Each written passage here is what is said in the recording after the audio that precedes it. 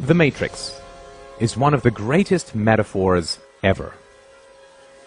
Machines invented to make human life easier end up enslaving humanity. This is the most common theme in dystopian science fiction. Why is this fear so universal, so compelling? Is it because we really believe that our toaster and our notebook will end up as our mechanical overlords? Of course not. This is not a future that we fear, but a past that we are already living.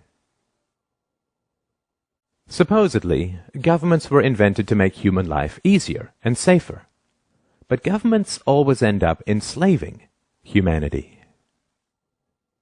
That which we create to, quote, serve us, ends up ruling us. The U.S. government, by and for the people, now imprisons millions, takes half the national income by force, overregulates, punishes, tortures, slaughters foreigners, invades countries, overthrows governments, imposes 700 imperialistic bases overseas, inflates the currency, and crushes future generations with massive debts. That which we create to serve us ends up ruling us. The problem with the state as servant thesis is that it is historically completely false, both empirically and logically. The idea that states were voluntarily invented by citizens to enhance their own security is utterly untrue. Before governments in tribal times, human beings could only produce what they consumed. There was no excess production of food or other resources. Thus there was no point owning slaves, because the slave could not produce any excess that could be stolen by the master. If a horse pulling a plow can only produce enough additional food to feed the horse, there's no point hunting, capturing, and breaking in a horse. However, when agricultural improvements allowed for the creation of excess crops, suddenly it became highly advantageous to own human beings. When cows began to provide excess milk and meat, owning cows became worthwhile. The earliest governments and empires were in fact a ruling class of slave hunters who understood that because human beings could produce more than they consumed, they were worth hunting, capturing, breaking in, and owning. The earliest Egyptian and Chinese empires were, in reality, human farms, where people were hunted, captured, domesticated, and owned like any other form of livestock. Due to technological and methodological improvements, the slaves produced enough excess that the labor involved in capturing and keeping them represented only a small subset of their total productivity. The ruling class, the farmers, kept a large portion of that excess while handing out gifts and payments to the brutalizing class, the police, slave hunters, and general sadists, and the propagandizing class, the priests, intellectuals, and artists. This situation continued for thousands of years, until the 16th to 17th centuries, when again massive improvements in agricultural organization and technology created the second wave of excess productivity. The enclosure movement reorganized and consolidated farmland, resulting in 5 to 10 times more crops, creating a new class of industrial workers displaced from the country and huddling in the new cities. This enormous agricultural excess was the basis of the capital that drove the Industrial Revolution. The Industrial Revolution did not arise because the ruling class wanted to free their serfs, but rather because they realized how additional, quote, liberties could make their livestock astoundingly more productive. When cows are placed in very confining stalls, they beat their heads against the walls, resulting in injuries and infections. Thus, farmers now give them more room, not because they want to set their cows free, but rather because they want greater productivity and lower costs. The next stop after free range is not freedom. The rise of state capitalism in the 19th century was actually the rise of free-range serfdom. Additional liberties were granted to the human livestock not with the goal of setting them free, but rather with the goal of increasing their productivity. Of course, intellectuals, artists, and priests were, and are, well paid to conceal this reality. The great problem of modern human livestock ownership is the challenge of enthusiasm. State capitalism only works when the entrepreneurial spirit drives creativity and productivity in the economy. However, excess productivity always creates a larger state and swells the ruling classes and their dependents, which eats into the motivation for additional productivity. Taxes and regulations rise, state debt, future farming, increases, and living standards slow and decay. Depression and despair begin to spread as the reality of being owned sets in for the general population. The solution to this is additional propaganda, antidepressant medications, superstition, wars, moral campaigns of every kind, the creation of, quote, enemies, the inculcation of patriotism, collective fears, paranoia about outsiders and immigrants, and so on. It is essential to understand the reality of the world.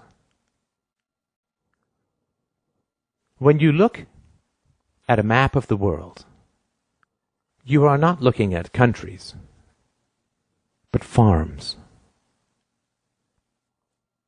You are allowed certain liberties, limited property ownership, movement rights, freedom of association and occupation, not because your government approves of these rights in principle, since it constantly violates them, but rather because free-range livestock is so much cheaper to own and so much more productive. It is important to understand the reality of ideologies. State capitalism, socialism, communism, fascism, democracy. These are all livestock management approaches. Some work well for long periods, state capitalism, and some work very badly, communism. They all fail eventually because it is immoral and irrational to treat human beings as livestock. The recent growth of freedom in China, India, and Asia is occurring because the local state farmers have upgraded their livestock management practices. They have recognized that putting the cows in a larger stall provides the rulers more milk and meat. Rulers have also recognized that if they prevent you from fleeing the farm, you will become depressed, inert, and unproductive. A serf is the most productive when he imagines he is free. Thus your rulers must provide you the illusion of freedom in order to harvest you most effectively. Thus you are allowed to leave, but never to real freedom, only to another farm, because the whole world is a farm. They will prevent you from taking a lot of money. They will bury you in endless paperwork. They will restrict your right to work, but you are, quote, free to leave. Due to these difficulties, very few people do leave, but the illusion of mobility is maintained. If only 1 out of 1,000 cows escapes, but the illusion of escaping significantly raises the productivity of the remaining 999, it remains a net gain for the farmer. You are also kept on the farm through licensing. The most productive livestock are the professionals. So the rulers fit them with an electronic dog collar called a license, which only allows them to practice their trade on their own farm. To further create the illusion of freedom, in certain farms the livestock are allowed to choose between a few farmers that the investors present. At best, they are given minor choices in how they are managed.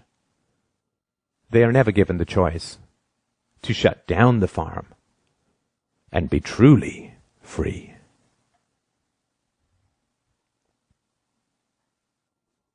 Government schools are indoctrination pens for livestock.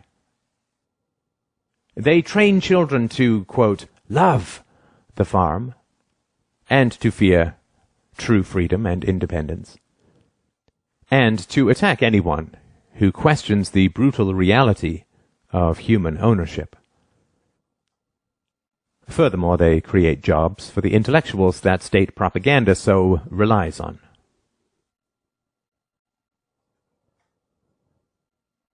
The ridiculous contradictions of statism, like religion, can only be sustained through endless propaganda inflicted upon helpless children. The idea that democracy and some sort of social contract justifies the brutal exercise of violent power over billions is patently ridiculous. If you say to a slave that his ancestors, quote, chose slavery, and therefore he is bound by their decisions, he will simply say, if slavery is a choice, then I choose not to be a slave. This is the most frightening statement for the ruling classes, which is why they train their slaves to attack anyone who dares speak it. Statism is not a philosophy. Statism does not originate from historical evidence or rational principles. Statism is an ex post facto justification for human ownership. Statism is an excuse for violence.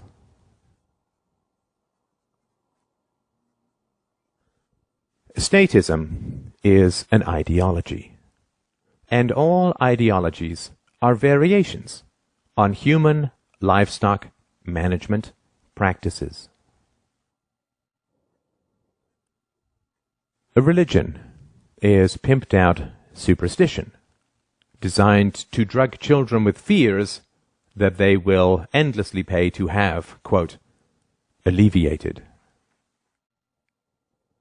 Nationalism is pimped out bigotry, designed to provoke a Stockholm syndrome in the livestock. The opposite of superstition is not another superstition, but the truth. The opposite of ideology is not a different ideology, but clear evidence and rational principles. The opposite of superstition and ideology, of statism, is philosophy. Reason and courage will set us free. You do not have to be livestock. Take the red pill. Wake up.